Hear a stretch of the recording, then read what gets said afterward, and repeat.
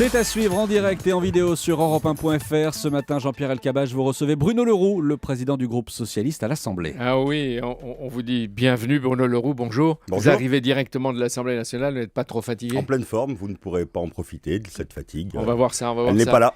Et la nuit va commencer tout à l'heure, après l'émission. Oh, un petit repos la première partie de la matinée, puis ensuite on repart. Et puis la séance repart cet après-midi à 16h. L'État voulait qu'Anne Lauvergeon préside le conseil d'administration de EDS. Son comité de nomination l'accepte comme administrateur, mais ne veut pas d'Anne Lauvergeon comme présidente. Est-ce que ce comité peut tout décider, monsieur Le Roux? C'est en tout cas un comité qui me semble être aujourd'hui souverain. Il y a les États qui ont fait un certain nombre de choix. Ensuite, il y a des discussions. Je ne sais pas si elles se poursuivent. Je sais simplement que Anne Lauvergeon, à mes yeux, avait toutes les qualités pour faire en sorte de bien représenter demain. C'est ce que disaient Matignon et le ministère de l'économie qui soutenaient Anne Lauvergeon. Elle a toutes les qualités, énergie, compétences. Ça ressemble à des éléments de langage pour jouer un rôle majeur au sein de l'EADS. Mais l'entreprise voulait son indépendance. L'État français a trop insisté. Est-ce qu'il ne reçoit pas là un échec et un désaveu spectaculaire? Non, ce n'est pas un échec. Anne Lauvergeon fera partie demain de ceux qui seront en situation de regarder l'avenir de cette grande entreprise pour la France, et que ce soit à une responsabilité comme celle que nous aurions pu souhaiter. Mais là-dedans, le gouvernement a toujours été très prudent. Il y a une entreprise qui est une entreprise européenne qui a dû prendre des décisions, qui va prendre des décisions. De toute façon, moi, je peux vous assurer que la France a besoin de quelqu'un de la stature d'Anne Lauvergeon, là ou ailleurs. Comme l'État français ne représentait que 15%, est-ce qu'il peut agir et imposer son choix? Non, elle peut discuter. Parce qu'il est intervenu. Non, il n'est pas question. Nous avons fait... Nous avons mené une discussion. Nous sommes aujourd'hui un des actionnaires. Nous avons mené une discussion, et cette discussion, elle s'est faite pour confronter une vision. Mais on a dit non à l'État. Je ne sais pas, je ne connais pas encore exactement le résultat, donc je suis très prudent. Mais dans ces conditions, est-ce qu'Anne Lauvergeon va, avec son tempérament, se contenter d'un siège d'administrateur dans une instance qui décide peut-être peu? Écoutez, ça c'est à elle qu'il faut le demander. En tout cas, elle a vocation à, je pense, faire des choses qui soient des choses importantes, à conduire le destin de grandes entreprises, à faire de belles choses là ou ailleurs. L'État ne peut pas tout.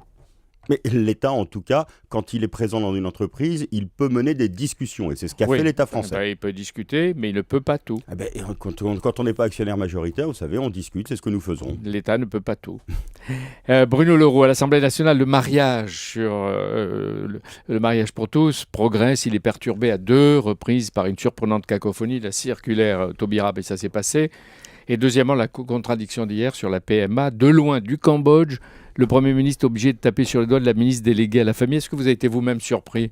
Mais vous me permettrez d'abord de dire que nous avons voté l'article 1, celui sur le mariage. On n'en parle pas depuis 2 jours. Oui, mais quand même. Ça, on l'a dit sur Europe 1 à plusieurs reprises pendant tout le week-end. Nous avons voté vous auriez dû écouter hier Alain Juppé, on en a parlé. Nous avons voté le principe du mariage aujourd'hui pour les personnes de même sexe. Et il y a des débats qui se greffent à cela, soit par des amendements, soit parce que l'opposition essaye de placer le débat ailleurs, notamment sur la PMA. Est-ce que l'intervention de Phnom Penh vous a surpris? Non.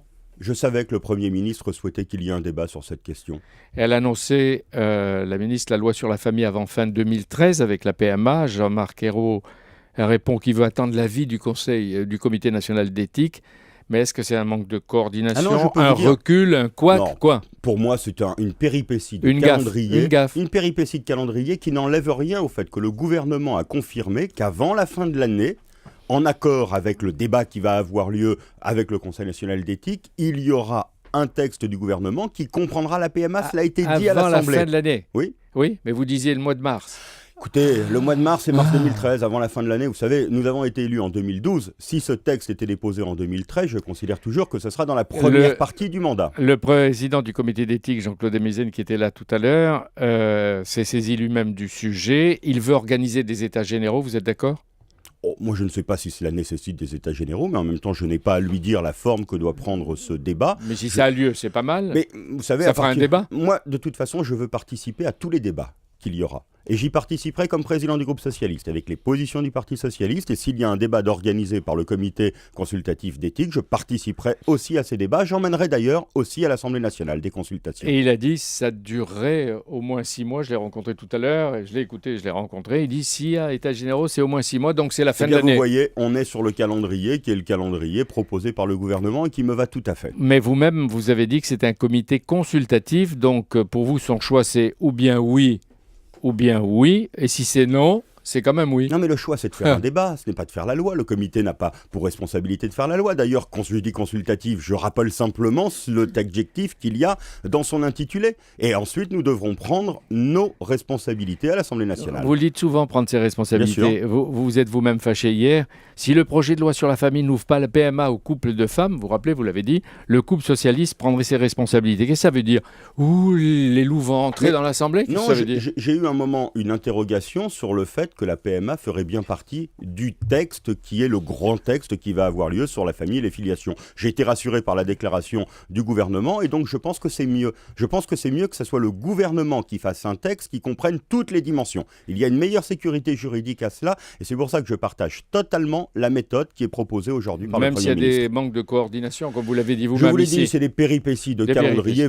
Attendez, nous avons été élus en 2012. Si cette loi voit le jour en 2013, en tout cas commence à être discutée en 2013, on ne pourra pas nous reprocher un calendrier trop tardif. C'est ça, elle peut commencer à discuter en 2013, c'est-à-dire 2014 aussi, peut-être. Ah bah, une adoption, S'il le faut. Une adoption en 2014, mais nous serons encore bien avant la moitié du mandat de François Hollande. Donc ça laisse du temps. Hier, vous disiez que c'est un engagement du président de la République. Mais dans les 60 promesses de la Bible du candidat, ça ne figure pas. Mais il n'y a pas que les 60 promesses. Les bon. 75%, ce n'était pas dans les 60 promesses, dans les 60 engagements du président de la République. Et donc, il a pris à plusieurs reprises un engagement, qui est d'ailleurs l'engagement du Parti socialiste depuis de nombreuses années. Et la GPA, la gestation pour autrui, que certains considèrent comme une suite logique, est-ce que c'est oui, c'est non? Ah, c'est non. Là, on dans l'état du débat, je sais que certains veulent débattre de ça, mais cela pose des questions qui sont fondamentalement différentes, dont des questions de marchandisation, dont des questions qui touchent au côté international, à des pays sur lesquels on pourrait profiter de ces questions-là. Et donc, c'est non, il n'y aura pas, je l'ai dit sur cette législature, de texte sur la GPA. N'y aura-t-il pas d'autres urgences? La lutte contre le chômage. La CGT, qui a refusé de signer l'accord du 11 janvier, bloque en ce moment l'usine Donnée et la négociation de Goodyear qu'elle condamne à terme. Ce matin, qu'est-ce que vous dites, vous, Bruno Le Roux, à la CGT? Mais d'abord que ce n'est pas parce que, pour reprendre votre première phrase, ce n'est pas parce que nous tenons de nos engagements que nous n'avons pas des priorités. La priorité depuis 8 mois maintenant, c'est l'emploi, l'emploi et l'emploi. Et je pourrais vous en donner des exemples sur les textes que nous avons votés à l'Assemblée nationale. Est-ce que vous demandez à la CGT de ne pas appliquer une dangereuse stratégie de paralysie? Je demande à ce qu'il y ait du dialogue. L'accord qui a été signé, l'accord dit du 11 janvier, c'est un accord qui doit permettre de réhabiliter le dialogue dans tous les endroits où il y a des doutes sur l'avenir, dans tous les endroits où il y a menace sur les salariés. Et moi, je pense qu'il est aujourd'hui de bon ton de rappeler à chacun des syndicats qu'il faut se mettre autour de la table pour toujours négocier. Vous dites à la CGT, accepter le dialogue social, c'est qu'elle ne fait pas. Et bien sûr qu'il faut accepter le dialogue social. Bruno Le Roux, François Baroin dit ce matin qu'il ne serait pas choqué si le déficit est à 3,5% au lieu de 3 à la fin de 2013. Et vous? Et moi, je dis que la trajectoire que nous avons prise, c'est la trajectoire des 3%. Ensuite, il faudra confronter cela à la croissance, mais nous sommes sur la trajectoire des 3%. Et s'il y avait demain, au niveau européen, des perspectives qui soient différentes, ce serait le problème de l'Europe, pas le problème de la France. Le président Hollande, elle tient ses engagements. Dernière question. Le président Hollande a décidé la guerre du Mali. Il a effectué son voyage au Mali. Il a prononcé le discours important de Bamako. Est-ce que vous souhaitez, Bruno Le Roux, que les Français en tiennent compte, qu'il y ait en quelque sorte, pour lui, un effet Mali? Oh, mais je n'ai pas demandé aux Français. Le président a pris ses responsabilités.